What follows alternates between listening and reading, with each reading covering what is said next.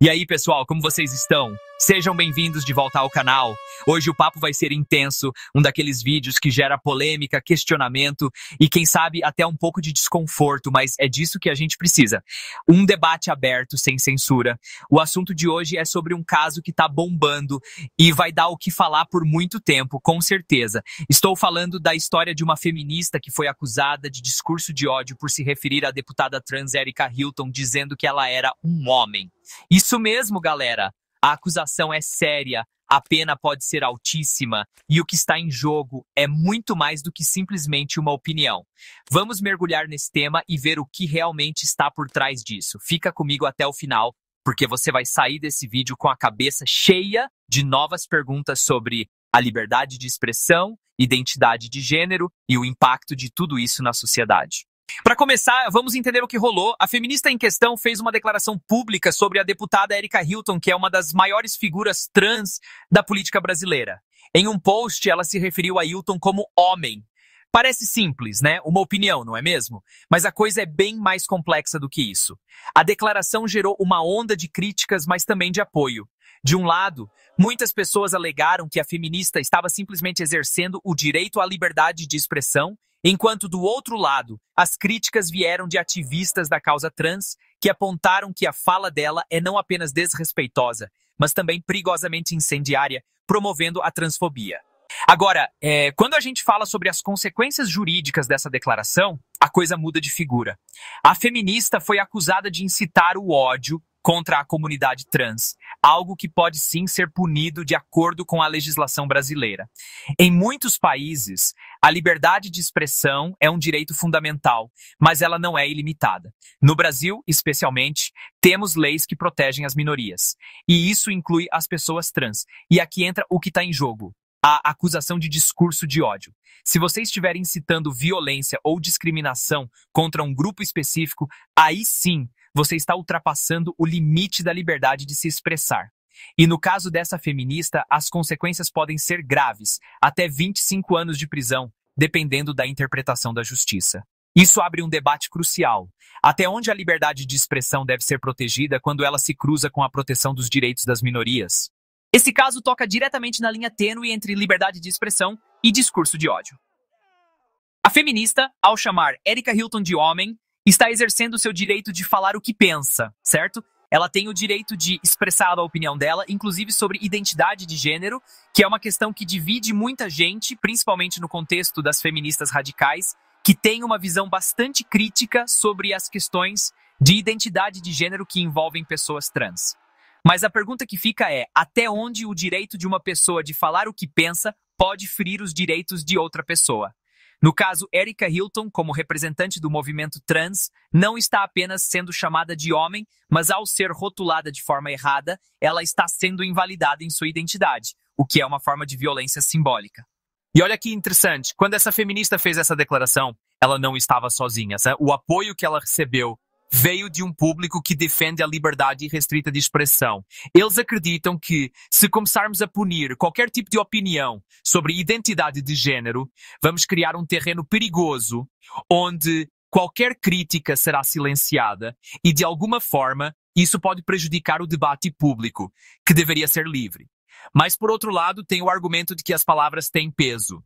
E se você usa sua voz para propagar desinformação e desrespeito, as consequências não podem ser ignoradas.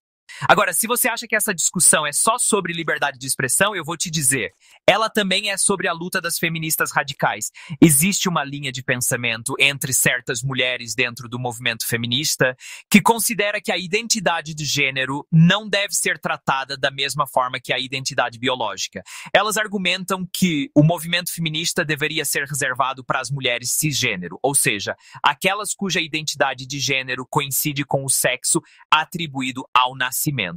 E aí, a feminista que fez a declaração contra Erika Hilton está inserida nesse grupo. Ela acredita que o movimento de mulheres trans não deve ser uma extensão do feminismo. Para ela, um homem, independentemente de como ele se identifique, ainda é um homem. Mas, para o caso dessa feminista, o impacto não foi apenas ideológico. Ela agora enfrenta um processo judicial que pode levar a uma sentença de prisão de até 25 anos, se a acusação de discurso de ódio for levada a sério pelos tribunais. E essa é uma questão que gera controvérsias, porque em países como os Estados Unidos ou alguns países da Europa, o conceito de liberdade de expressão é tratado de maneira diferente. Lá, por exemplo, o direito de expressar opiniões sobre a identidade de gênero é mais protegido. No entanto, em outros lugares, como no Brasil, o discurso de ódio tem sido cada vez mais regulado, principalmente quando afeta a comunidade LGBTQIA+, que já enfrenta tanta discriminação na sociedade. E aqui vem um outro ponto bem interessante. Como as coisas tomaram uma proporção gigantesca, a feminista conseguiu asilo na Europa. A decisão de dar asilo a ela, na visão de seus defensores, é uma maneira de proteger a liberdade de expressão de um indivíduo que estava sendo perseguido por suas opiniões. Na Europa, muitos países têm uma legislação mais flexível quanto à liberdade de expressão, o que pode ter sido um fator crucial para ela ter conseguido esse refúgio. Esse episódio coloca o Brasil em um contexto internacional, onde as diferenças nas leis de liberdade de expressão estão sendo muito debatidas. Será que a gente está sendo muito restritivo em relação ao que podemos ou não falar sobre identidade de gênero? O que precisamos entender é que no caso de Erika Hilton, a questão não é só sobre ser chamada de homem. O que está em jogo é a validade de sua identidade como mulher trans, que ela conquistou com muito esforço.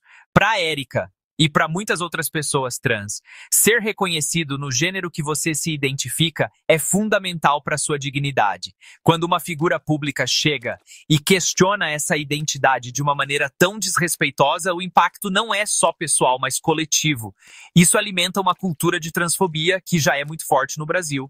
Então, qual é o futuro desse caso? Até onde vai a liberdade de expressão? O que podemos dizer ou não sem ferir outra pessoa? Estamos vivendo uma época de muitas tensões, onde as identidades estão sendo constantemente questionadas, e o limite entre o direito de falar o que pensa e a necessidade de respeitar o outro está cada vez mais em discussão.